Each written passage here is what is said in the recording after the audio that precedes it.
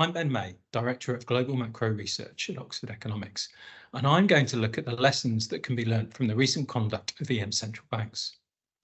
Advanced economy central banks have received a lot of criticism for their policy decisions over the past 2 or 3 years, and with the benefit of hindsight, the more aggressive response of some EM central banks has been vindicated.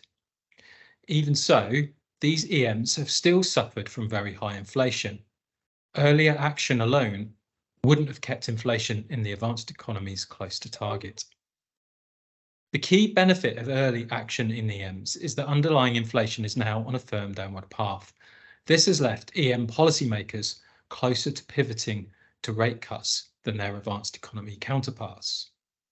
That said, the Bank of England, which was an early hiker, has faced a more extreme inflation overshoot than most. Perhaps the bigger error of advanced economy policymakers was that they did not tighten more aggressively at the offset.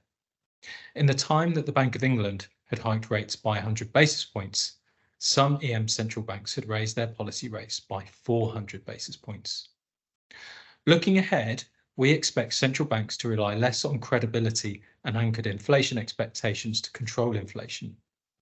We may see a return to the policy of raising rates before core inflation reaches target.